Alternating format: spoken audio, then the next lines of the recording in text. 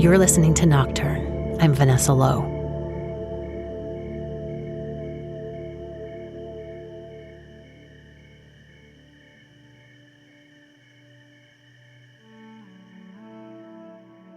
This is part one in a series about the nighttime and women.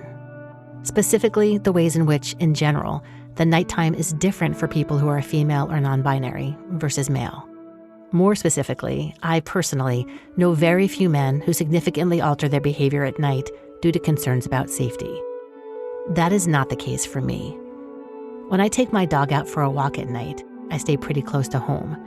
I'm very aware of dark, shadowed places beside where I'm walking, and I often carry my cell phone in my hand, either for its flashlight feature or, if I'm feeling particularly antsy, with my finger on the little button that if I press it 5 times quickly, will send an SOS to emergency services and the emergency contacts in my phone. If you didn't know, that's a feature on iPhones. It is not fun for me to tell you these things. I find it embarrassing. In fact, I rarely talk about the fact that I pretty much always feel hyper-aware, if not nervous, when I'm out alone at night. Sure, I've shared my anxiety here about some extreme situations, but not the fact that I've run to my car when leaving a music venue alone in the dark, or that I reflexively scan the street if I come home alone at night. Doing these things makes me feel embarrassed because it feels like I have no objective reason to do them. I live in a pretty safe area. There's not a lot of violent crime. It's somewhat different for Hannah. I'm Hannah Drake. I am in Louisville, Kentucky. I am a writer and a poet. In the neighborhood where I live, there's a lot of drug activity and prostitution. And I live across the street from a drug house. And in my neighborhood, I garden with my gun. I remember a few years ago, I was in my yard planting seeds, and around the corner comes 2 cars, and it's 2 men shooting at each other. And I had to run behind my house and duck. They were just having this full-out shooting in the street next to my house. It's not just when I'm gardening. If I'm taking my dog outside in the morning, I take my gun with me because I just can't be out in my yard and not be fully aware of what's going on around me. And so even in my home, which I absolutely love my home, but I put bars on all the windows except for my bedroom window. And it's a huge window. And I just said, I have to look out the window through bars, every window of this house. And I want one space where I can simply look out the window and not be looking through bars. And I know people may think, it's a little overboard or a little paranoid, but when you think of all the things that have happened and can happen, then, you just want to be extra cautious. I don't care for the nighttime at all. It's not something that I enjoy at all. Well, it's not really that Hannah doesn't like the night. I like the stars, and it's pretty at night, and it's peaceful. There's so many things I wish I could do at night just because it's nighttime. Go sit outside on my deck, go light my fire out in my yard and sit in front of the fire and read a book. And there's so many beautiful things you could do at night. Go hiking, go walking, take my dog out. So I guess it's not, there are beautiful things about the night and darkness, but because of things that happen at night and in darkness makes me dislike the night. So you could not pay me money to take my trash out at night. And there have been many days that I'll be in the house. My trash comes on Wednesday and it'll be Tuesday night. And I think, oh, I missed it, and I just know I'm going to miss the trash unless I get up super early when it's daytime and take it down. But I would never go out in this neighborhood, maybe any neighborhood, but certainly not this one at nighttime. You could look at my and Hannah's concerns and see them as unrelated. Certainly based on her description of her neighborhood, Hannah has more reason to feel uncomfortable or afraid out alone there in the dark. But it's more than that. While the details take different shapes, our fears have a big thing in common, and we are very much not alone. Hannah started really thinking about this last year. So I don't even know how I ended up on this show on YouTube. I survived. But when you get on YouTube, you start going down a rabbit hole and you watch one and then you end up watching 20, right? And I started watching this series, I Survived, which is typically about three people that have survived these horrific tales. And it could be like something with the weather, a freak accident, but most of them were women that were attacked by men. And I hadn't noticed that until I started reading the comments. And someone in the comments said, don't you think it's strange that most of the men survived some incident with an animal or some freak car accident or something with the weather? It might have been a hurricane or a tornado or lost at sea or something like that. But most of the women, they have survived attack from men. And I started going back in my mind. By then I had watched a lot of the shows and I thought, goodness, that is true. It was very rare that I saw women on the show and it wasn't due to being attacked by a man. I personally think shows like I Survived are problematic in a number of ways. Chief among them that they sensationalize violence and that they can cause people to overestimate the likelihood of danger and live in fear unnecessarily. I don't know how this particular show chooses its stories or whether they're actually representative of the kinds of incidents survived by men versus women. But Hannah was understandably freaked out by the stories the women told, and the number of them that fell prey to nefarious men. There was something else, though. It was also how ordinary the situations were. Many of the women were at work, just working, and someone came in, and many of these women, sadly, are working jobs, where they're the only one on the shift. So it could be at a gas station. It was a cleaning lady, and they're the only ones there and find themselves sexually assaulted. It was just everyday things, which was the scary part of it all. Hannah couldn't get the show out of her mind, and she started thinking about all the things she didn't do because of her fear. The night stood out as a particularly scary and limiting time. When the person had said in the comments of the video that most of the attacks were towards women, I just thought about myself and how I don't really go out at night. Or if I find myself out at night, I'm running from my car to the house and, my keys are out and everything's ready. And, so many preparations just to go inside the house, to exit the car, to take the trash out, it's just preparations for every single thing. And I knew I couldn't have been the only one that thought that way, certainly. And so I wondered if women were not afraid of the dark, what would they do at night? There are layers to this question. If women were not afraid of the dark, what would they do at night? There's an inherent assumption, of course, that women or most women are afraid of the dark, regardless of where they live or how real the threat is. But we don't actually talk very much about this fear and how it affects us, unless it's around some horrendous event where a woman has been assaulted in a notable way. And because we don't talk about it much, many women don't know that they're not alone in their fear of being out at night. And so I decided to pose the question. I initially asked it on Facebook, then I also asked the question on Twitter. And I was stunned by how many responses were coming in. It was overwhelming. Hundreds of women told me what they would like to do at night if they weren't afraid. Hannah got over 400 responses. And she noticed something striking about what the women said they would like to do at night if they weren't afraid. I went through and saw how many times the word walk was used in that list, which was hundreds of times. It was the number one thing women wanted to do in the dark was go walking. So simple. Such a simple thing to do. When I read about Hannah's discovery, I had this really complicated internal reaction. Honestly, I still kind of do. It's confusing to feel shocked and unsurprised at the same time. I thought, how can it be possible that so many women feel so scared of something so mundane? And at the same time, I felt like, of course women don't feel safe out at night alone. That's normal. And if I'm not alone and feeling nervous by myself in the dark, that's good, right? It means I don't have to be embarrassed about my fear.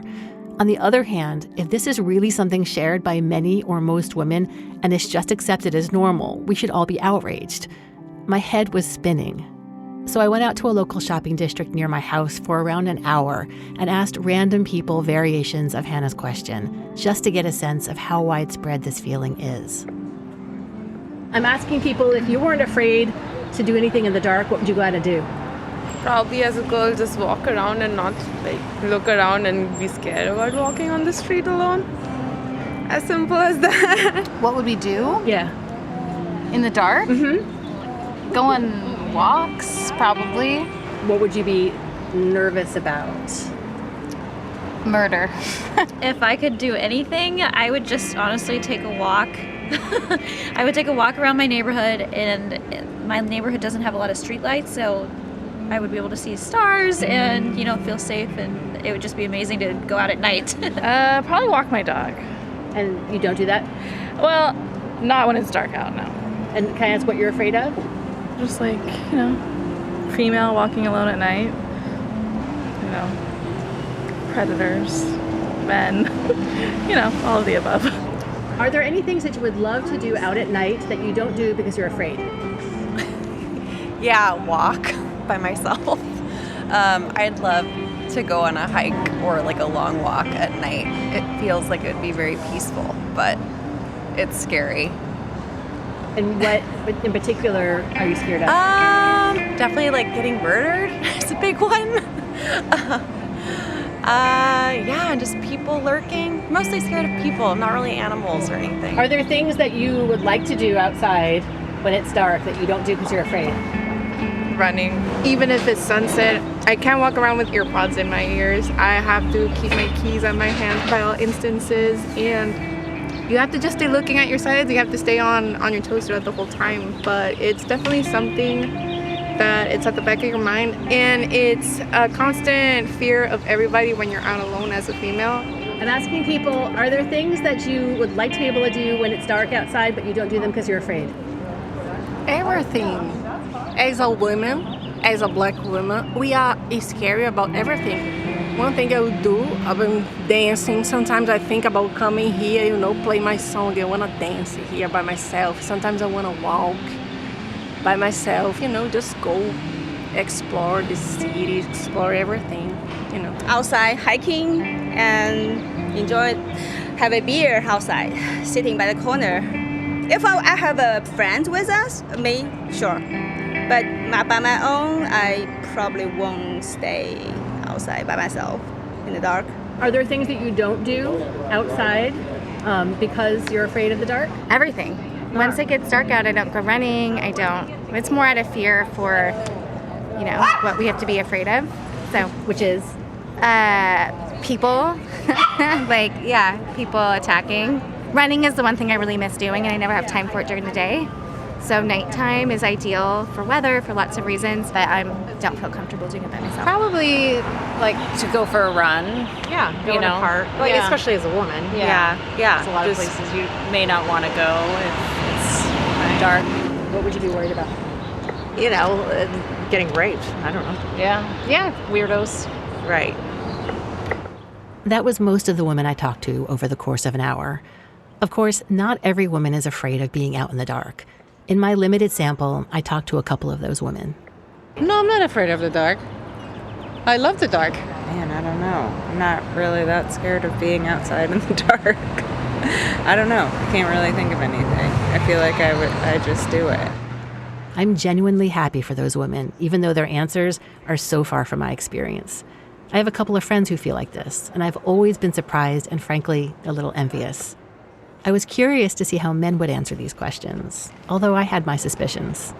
Do I feel safe? Generally, yes. Do you feel safe in the dark or around where you live?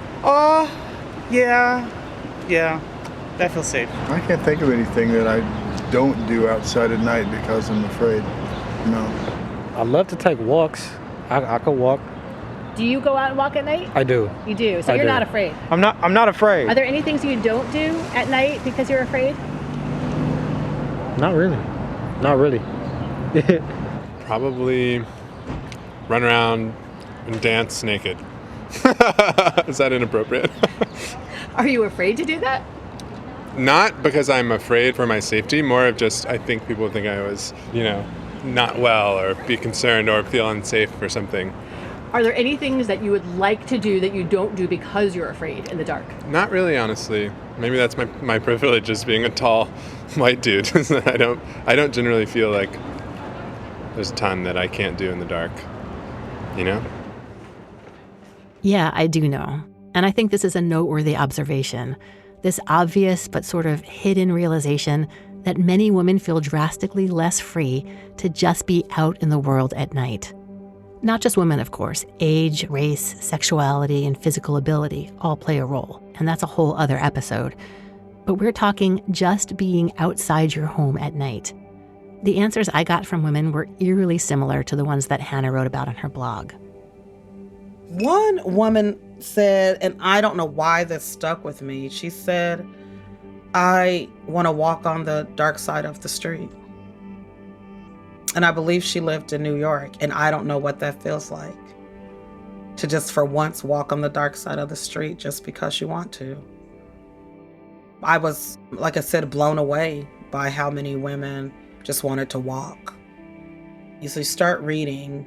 By the time you get halfway through, if you make it to the end, there is no way that that list does not move you. You know, no one is saying, I want to skydive. I want to bungee jump.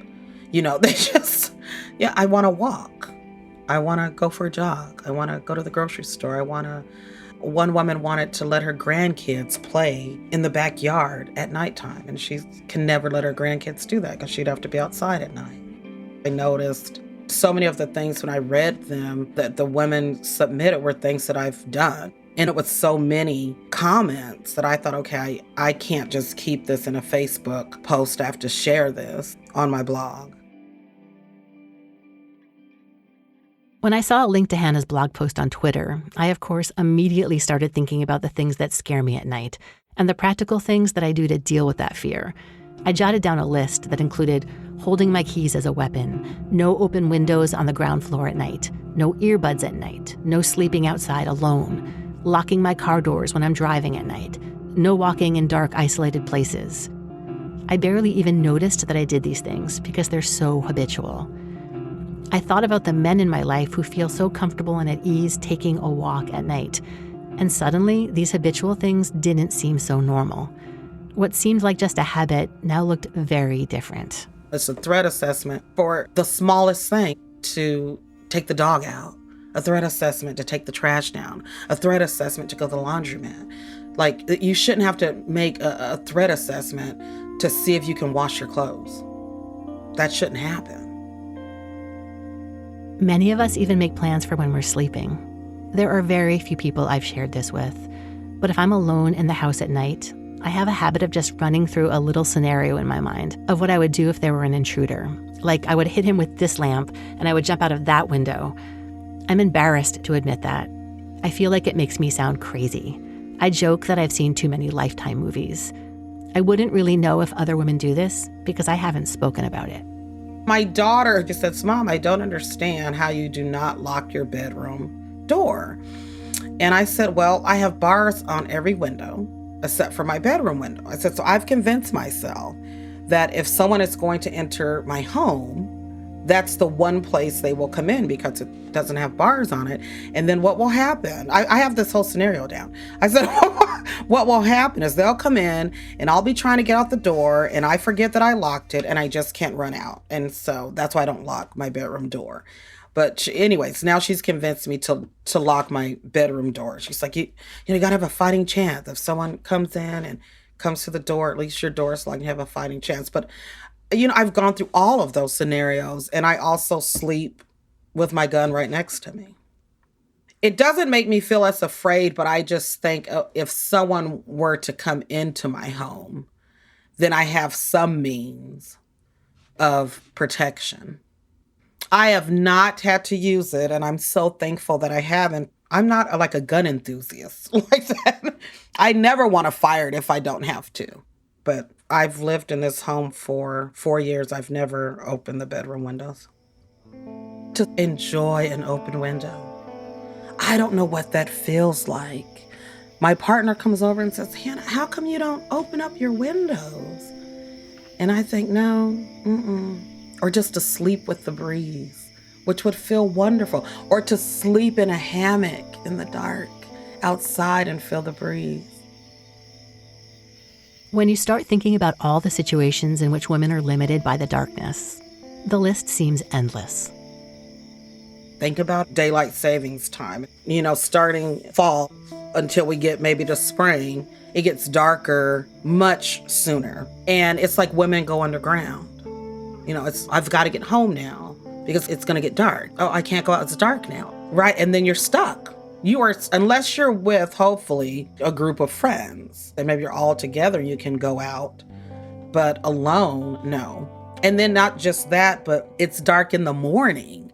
So it's, where you could get up at 6 o'clock maybe and go run or go walking or whatever the case may be. Well, now you wait until 7:30, until it's daylight again. And I can do these things. So many women calculate the time. Like, oh, if I'm in the store for an hour, okay, and I have to, and then it's by the time I get out, and then I have all the groceries and it's dark and I got to drive. By the time I get home, it's going to be dark. And so you start playing this game in your head, trying to calculate how much time it's going to take you to do the thing before it even gets dark.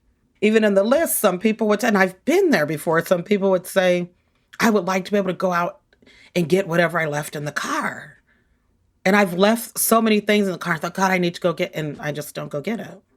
It's amazing that you develop these things in order to survive. Like, these are regular things. And it shouldn't be like this act of survival to go to the grocery store or to take out the trash or to pick up your mail. Women should not exist that way. I agree. Women should not exist that way. But many of us do. And the thing that I find particularly disturbing is how much we all seem to accept this, rather than calling it what it really is. You're a prisoner of the dark. You're a prisoner of the possibility of what could happen in the dark. And I hate to say this, but of course, it's not like we're scared of lions and tigers and bears that are lurking around the corner. Women are afraid of men and what men will do in the dark. And I know that's a huge sweeping generalization, but overwhelmed. I'm not afraid of some, bear that's going to come down the street or anything out of the ordinary. I'm afraid of what men will do in the dark. And many of the women, if not all of them, I believe, were just afraid of what would happen to them because of what men would do. But it really is like you're a prisoner of the darkness. And it's sad to put this indictment on the darkness because it's really not the darkness. It's really men. This is such a loaded idea. I'm not going to speak for all women here. I'm just going to examine my own experience. And what Hannah says is true for me. I'm not scared of the dark. The darkness calms me down. It's beautiful. And when I'm out in the woods alone, it's not animals that I picture. It's some deranged man. It's not all men or most men or even many men. And I'm not even going to break down why I feel like apologizing to all men everywhere for feeling this way. I'm just going to say it's true. I get that this can be hard for men to hear or even to understand. I think it's news to many men. I think men, and this is just Hannahology, this is just me generalizing, can think, women may be afraid of being sexually assaulted, women may be afraid of being kidnapped, women may be afraid of being murdered, but I don't think men think, wow, she's afraid to just walk from her house to her car. Wow, she's afraid to just go check her mail at night. Wow, she's afraid to go to the grocery store at night. She's afraid to carry in groceries. Like those small things. I think men think of the big things because that's common sense. Most people would fear these things, but I think they would be surprised and are surprised that it's just the smallest details that make women afraid. And so as much as it was a blog for us to speak about us, it was also a blog for men to read. And I believe a man commented on the blog and encouraged other men to read it because he was blown away by, I would hope that men certainly can read through this blog and read through it not thinking, well, that's not me. I would never attack a woman. I'm a champion for women because over 400 women didn't make all this up. We all didn't get together and say, okay, let's make up something that'll sound good for what we would do at night if we weren't afraid. This is valid for women. If they could ask their sister, ask their mother, ask their daughters, ask their friends, many of them would say these things. Just so many things that are so simple that, I believe a lot of men take for granted that they can just do these things. And I don't know that world to just exist and not be afraid of the dark. I don't know what that feels like to never have to always be cognizant of where you park. And, I'm going to park close to the entry of the store if it's going to get dark, so I can just go from my car to the entry. I'm going to leave a friend's house early so I don't come home in the dark. Like, I don't know what that feels like to not think about that. What would that feel like just to be?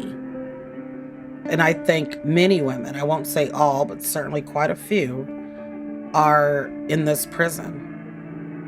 So how much do women miss out on how much living are women missing out on? How many things do you not do in life because you're afraid of the dark? That's a lot of living to miss out on.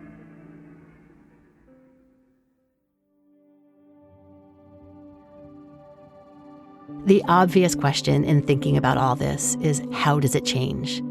Much of the focus is put on women to not go out at night or to take precautions when they do. And of course, everyone needs to exercise personal responsibility to a point.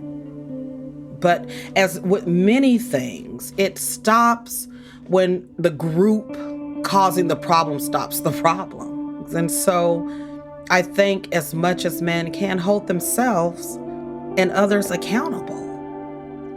And that's how it ends. It ends no other way. There's always going to be things that go bump in the night, but there are many things I believe that men can do to make women feel a little less stressed and worried and afraid. My partner, she's jogging and men are circling the block and talking about her body and screaming out the window, and this is a man that's doing that has two other men in the truck with him. Well, the two other men in the truck could speak up. She's jogging alone and she should be allowed to do that. But it doesn't stop because these two men that are with him don't speak up. And so he continues to do this. And she calls me and I said, "Are you okay?" And she said, "I'm okay, but I'm going home now because I'm scared." But how different that interaction could have been if the two men that were silent in the truck told him, "Stop it. Stop. Stop what you're doing." And too often, people see something or hear something or someone's making some crass joke or making comments about someone's body or whatever the case may be, and you say nothing. And that makes women uncomfortable and that makes women afraid. But how different it would be if you say that's unacceptable or don't do that. That's how you change the world. And it seems so small. But if a guy hears it from his friend or maybe his father or his brother or whatever, he will listen. And it seems like such a small thing to say, don't do that, or let's not follow this woman that's running. Let's not follow this young lady and catcall her when she gets off the bus. Let's not do that. Then maybe they'll listen. But it's frustrating that we even have, why can't we all just kind of get it and understand, don't harm people. That would be a great world. My niece is 9 years old, and I hope that she can live in a world like that one day. The problem feels daunting. and I don't know what the answer is. But I do know that before you can change things, you have to acknowledge that they should be changed. Only then can you begin to envision what a different world would look like. Hannah has a lot of ideas about that. It would be open windows. It would be women walking up and down the streets. It would be late night barbecues. It would be fun times with your friends. It would be, running out to the store to get a loaf of bread because you need it for sandwiches. It would just be living. It would be all of those things, and it would be women being more productive. It would be going on vacations alone. It would be hiking at night and looking at the stars because you want to look at the stars. It would be sleeping in a hammock. It would be all of these wonderful, beautiful things with no fear. It would just be living.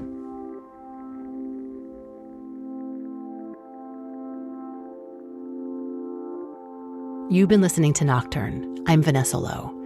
Nocturne is produced by me and was created by myself and Kent Sparling, who also composed the theme music. Find Hannah Drake's blog at hannahLdrake.com. That's Hannah with an H. There's also a link at our website, nocturnepodcast.org, in the show notes for this episode.